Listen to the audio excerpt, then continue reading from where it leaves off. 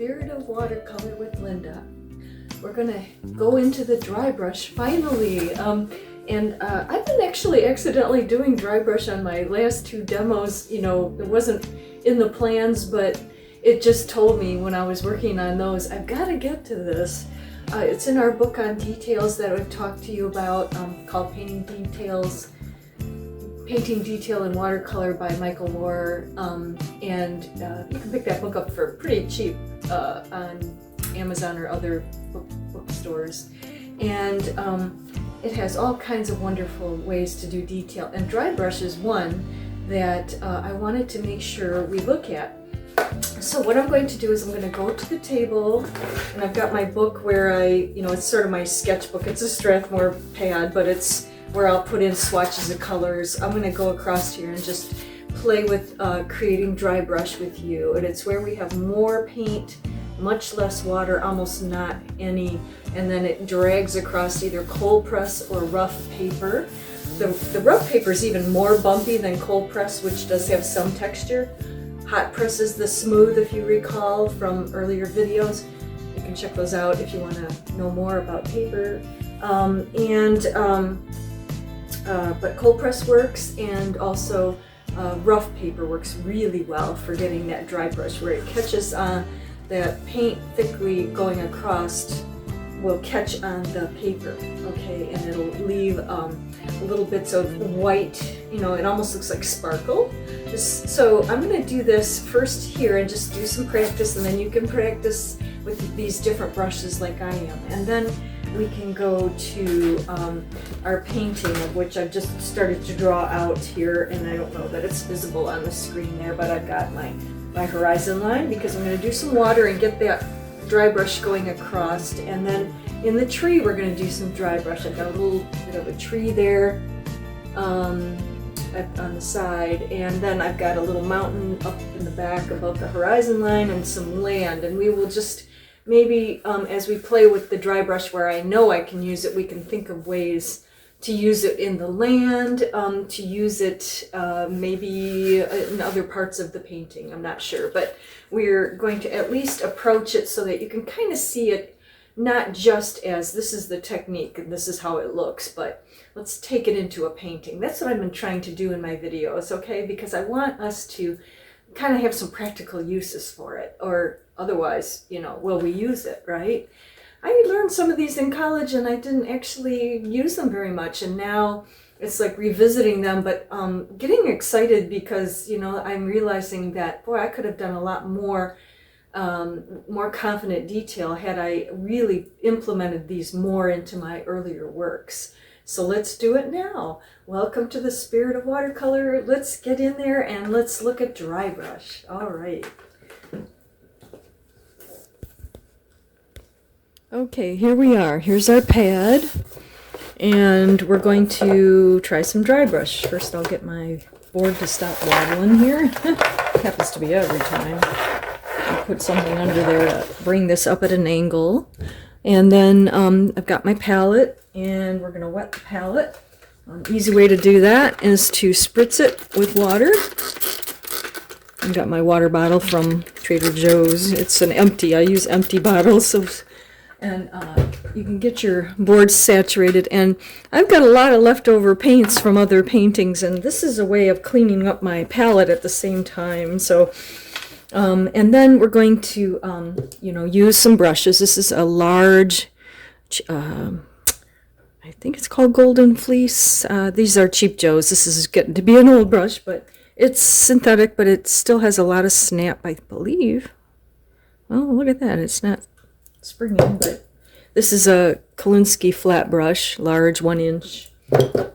And then I have a round brush, sable, I believe, I'm not sure, and a synthetic. So, we're going to try some different brushes. We could also go with a tiny brush if you want to, because, you might get some interesting little details with a very small brush. I don't know what number is this. It's it's like a 0 or something, I think. Yeah, so it's very small, very thin, and that was from Blick Art Studio. Okay, so we'll try some different brushes here, and we'll see. I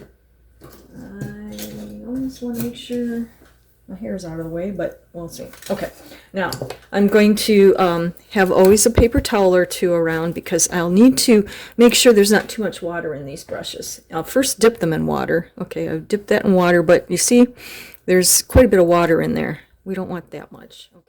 Okay, I've been practicing a little bit of dry brush here, and I've been using the side. I've got more paint on here than water. So sometimes you can, don't soak your brush and get it too wet. Just dip it in and then add a lot of paint. And then I'm kind of going at an angle like I've seen demonstrated by others. And I'm getting that where you see that almost like a sparkle in there of white. Okay. So this is kind of the dry brush technique. I wouldn't say kind of, it is. I just pulled in some heavy purple paint there. And this is just a round brush. Now, let's try my flat. This is my lovely sable. Now, synthetic would do the same, probably, or very similar in a flat brush. Okay, I'm going to just see what happens as I drag this across. Oh, yes, see? That is dry brush. You're getting that white showing. Okay, we've got some good examples now. I was going to kind of try to drag it sideways like I did this one and see what happens. Sort of at an angle. Yeah, these are really good examples of dry brush. Okay, so this is what we're looking at. Now, if we were to try to, you know, kind of drag that through like an ocean scene like I was talking about, we'd get a lot of sparkle. Okay, now your brush is going to probably have to be super blotted with paper towel. So we're going to get a lot of paper towel when we do these, okay? Let me try one more brush. Okay, I've tried two brushes here, a round and a flat. And this one, when I first tried it, it was too wet. I'm going to try it one more time here. Let's see if I can get the water out. It may or may not. This brush doesn't seem to want to obey me. So, let's see. Well, maybe now we're doing it. Are we? Yeah, we're getting a little more now. It's because I want to think about, you know, again, you'll find which brushes of yours work the best. Oh, I've got some dry brush here now. I see it happening. I didn't have quite a lot of paint there on there, and that's the problem. I think you want to, you know, really get a lot of paint on there. Like I said before, I'm kind of cleaning my palette a little while I'm doing this, so yeah. This might not be the best brush for it. The other one was better. This brush must hold a lot of water. That's something you'll have to figure out with your brushes too. This round worked pretty well, and this flat for me. And you know, I don't need that many brushes. I think this is one that I use for more utilitarian things. It's actually like this one. These two are the same, the Cheap Joe's Golden Fleece. I'm curious because this one I didn't wet. Let's try it and see. So yeah, play with your brushes and see. I'm going to get some orange out this time out of my palette. And kind of get concentrated. You can't be afraid of using your paints. I still do that sometimes. I think, oh, I'm using up one of my favorite tubes. Well, okay, you can go buy another tube. Okay. Ooh, that's so dry. I don't know. Oh yeah, but that's doing it. So I must have got that Golden Fleece. It must have been, the large one must have been too wet. I soaked the brush too long. But I'm getting those effects now, okay? I'm kind of curious if I just kind of go up like a tree trunk or branch, you know, I might be able to get some, well, I think it's more on the side.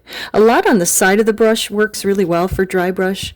Just bringing up from the point, you may not see it so much. Okay. It depends, you know, how much water you have. It's always water to paint ratio. It's like you want a lot more paint per water.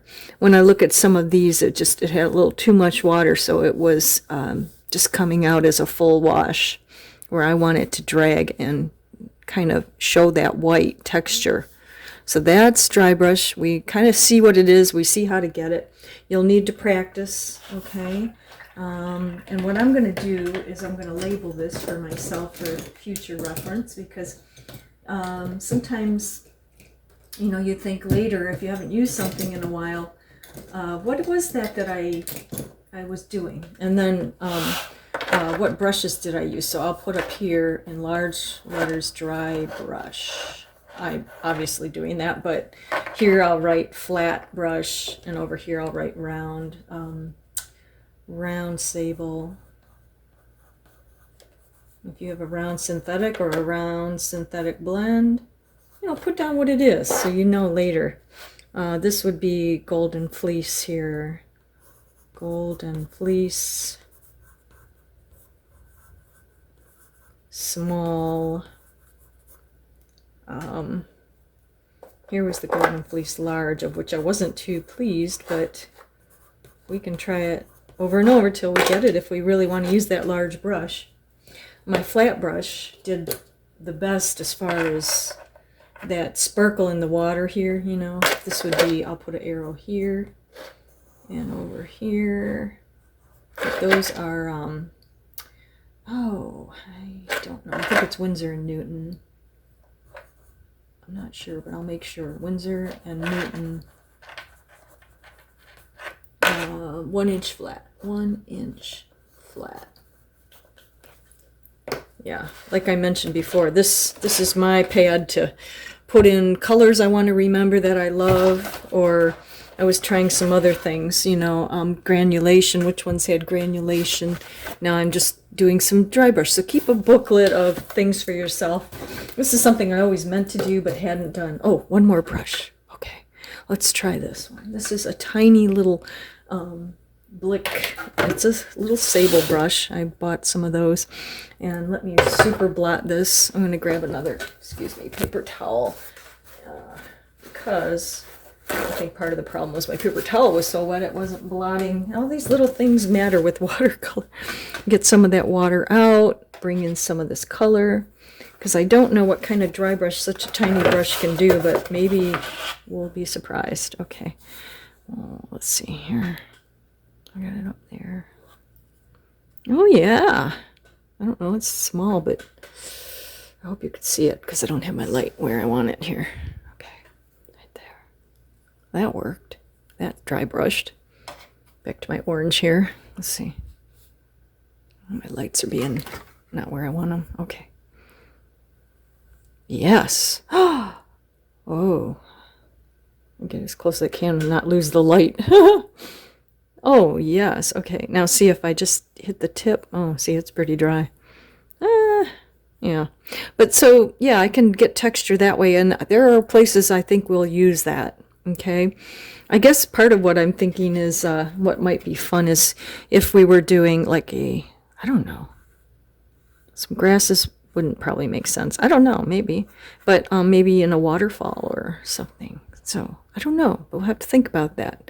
Okay, I might not come up with all the answers today, but you might actually have some uses that you've used and you can share also. Okay, so now I'm going to label that, and then we're going to go to our painting and see where can we apply some of these. Okay, cool. So we had good luck with our samples, so now I've got my painting out here, and we're going to try some of the dry brush on here, and this is a really nice Stonehenge paper. I always forget the name of this. Yeah, Stonehenge.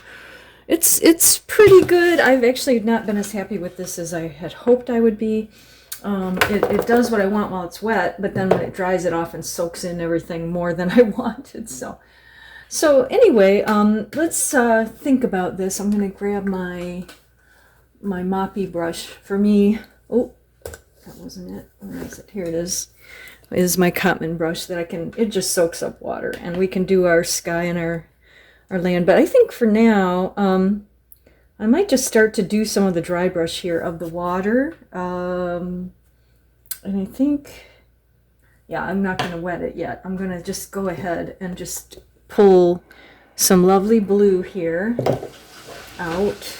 How am I going to do this? I'm going to grab a brush that I can get this out, and then I'm going to use my brushes. See, I don't want to get my brushes wet to pull the paint out, because I'm going to use that for dragging. I'm rolling out one of my favorite colors, which is cobalt blue. And then I'm just going to take this brush. It might have a little purple left in it, but I don't want it to get too wet. So, and sometimes just really dragging out of that palette, you're going to get a really good concentration of color. I might actually use some of that purple too, but I just kind of want to see if I can drag this across here on the dry paper again. I usually wet my paper if I'm trying to do a flat white. Okay, this is kind of what I was hoping for, is to get that sparkle in the water. And we're just practicing, so don't worry about, you know, perfection here yet. I'm just seeing what I can get with the dry brush happening here. That almost looks like a, I can't believe that's cobalt. Anyway, so I'm definitely getting that sparkle. Now, if I wanted to, I can take this brush that seems to want to soak up water. My wet one, my, what's it called? The golden fleece that's round. And if I wanted to, I can bring in some wets where I want it. I don't want it all to be like that, but I do like some of that sparkle. But I might just come in the top here now and just kind of bring my horizon line in. And I guess I just wanted to get that on there and make sure it was going to happen for y'all. And then I might do my normal, you know, flat or not flat, washes, like, yeah, flat wash. That's what they call it. And kind of bring some of that in. But leave some of that white and leave a lot of that sparkle where I want it. Bring this in over at the side. My tree here. Kind of around there. Bring it in. And, whew, there we go. And, yeah, I can keep some of that sparkle in there, right? I might want to just lift some of this out. I let that flow. And we can keep going with our dry brush here if we choose. Pull some more of that pretty blue in there. I'd even get some of that, what do you call it, that purple in there. But, you know, we really like that sparkle in the water. So that's one way that dry brush is, you know, used, how you can use it. And it creates that kind of movement in the water. I don't know if it's perfect or not here. I'm not sure. We'll see. We can always figure that out later. Just go across. Just play and get your, you know, effect there. Okay. Yeah. There we go. Not bad, not bad. I don't know if I need this much sparkle, but I'm going to see what happens. Yeah. You know, when this dries, I can oh, that's doing a nice flat wash for me there. When this dries, I can come back over with a glaze of this over top color, okay? Or you can do a glaze of a white, like the opaque white, and drag that across and get that same effect, you know, where it's going over the color. Okay, so far so good. I might take my smaller round and just kind of clean up some of this. I might try some dry brush down in the earth as well, and in my tree. So we're just gonna, you know, do a little at a time here.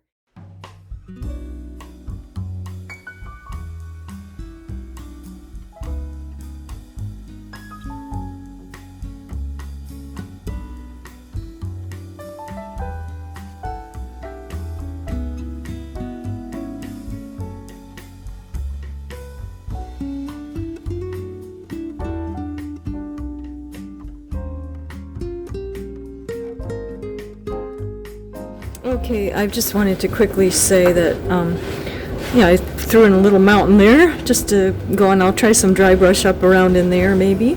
And I'm using the white, the opaque white here, and I'm dragging it as a dry brush over the blue, like I said, just to see how that compares with just the white of the paper. And yeah, and so let's see, and I'll try to make sure I get this in. When I was painting down here, I don't know if you saw me painting, I had this a little too low on the screen, and I apologize. But I think we get the idea. It's kind of that across dragging, see? Like that. We're getting some nice effects, right? Of the dry brush. Okay, bring a little more of that in here. My husband's back to barbecuing. We're having family over for the holiday. I hope you are as well. Having some fun over the 4th of July. I seem to still be enjoying painting even on holidays since he's cooking. I figure I might as well get down here and do a little catch-up time. Yeah. Since I have to work tomorrow. You know, I think my paint's about dried up there. I'm getting a little bit of it, but... And I might have actually brought in a little orange from my brushes, which I don't mind, just a little bit of that orange reflecting down. So sometimes if you do that, like I see some orange came into here, I like it. I have to think about it before I go, oh no, do I need to remove that? Because there's orange. I'm trying to make the composition again where the colors relate. I'm going to add other color maybe in areas around here. But that peachy color that kind of, I think happened because some cobalt got into the pyro orange on my palette, but so it made it a little more of an earthy orange, so I'm not too unhappy. Again, some of that just, it's not that important right now. We're working technique. And actually that big sparkle there in the water looks like the light hit it from maybe the sun. That's just dry brush. That's just the blue paint I scraped or brought across. So far so good. Okay, again, we'll try a little dry brush here, we'll try it in the tree, and then we'll be kind of wrapping it up. I'm sorry that I did not keep this up high enough at the earlier part of the video. It got a little low, so you might not have seen all that dry brush, but you saw it at the top, and hopefully you saw enough of it to get the idea. And then I did more here, as you know, dry brush. And now I just want to take... and maybe add some dry brush into other parts of the painting. The tree we still want to do, and that's something that I'll probably use the earthy colors to obtain. My large flat has finally dried. It took overnight.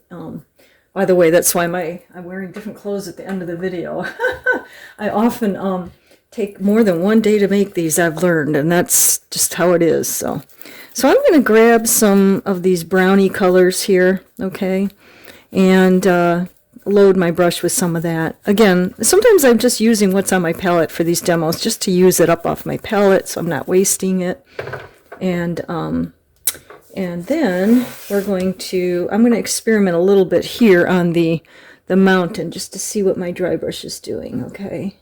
Trying to bring that in and get some of that dry stroking in there. Oh my, I don't know. I don't think that brush is very, very good brush somehow. All right, I'm going to reload. It's getting too wet again. I guess this brush just isn't one that I'm going to be able to do a lot of dry brush with. I'm just not thinking it's going to happen. Always have your paper towel to super blot, get enough out if it's getting too wet. That got pretty wet. I'm not going to... I might have to go to the smaller brush like this. It works a lot better.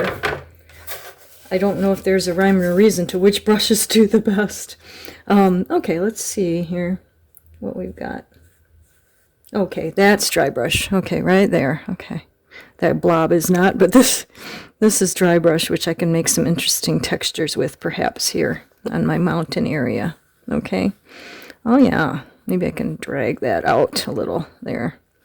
And I'm just experimenting to see, like I said, what's going to happen here. I might bring some of that into the ground of the painting as well. I also want to see what the dry brush will do in my tree. I've got it at that slant, okay. I'm getting a lot of tree texture, okay. Isn't that great? What I might do is just line it up the side here. Again, I'm just finding out what my brush will do. It does do dry brush. That's exciting. I'm going to leave some of the whites on my tree. I may go past my pencil line there. Remember, you can always erase your pencil line.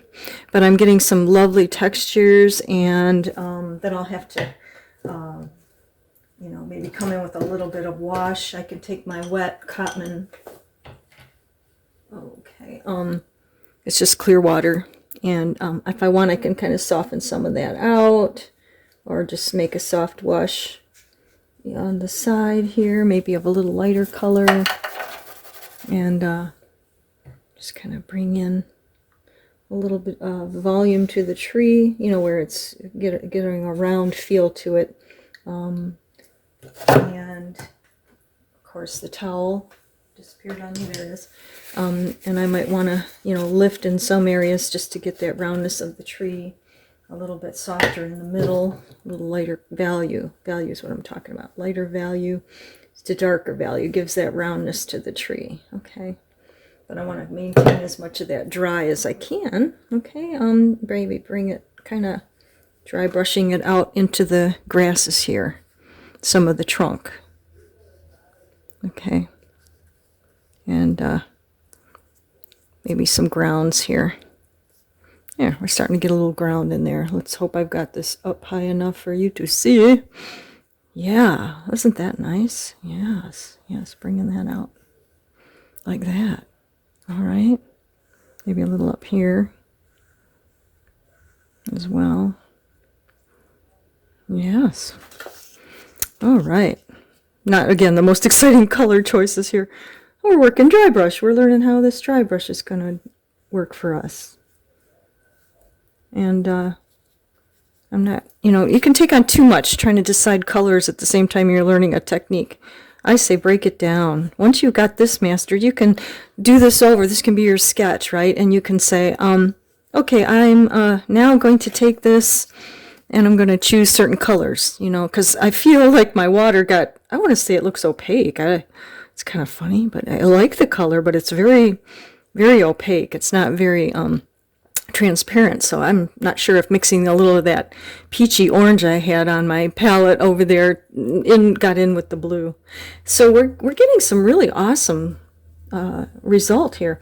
I want to take my branches with a smaller brush, and I'm not sure they need a lot of dry, maybe a little dry brush with that tiny brush. So yeah, so far so good.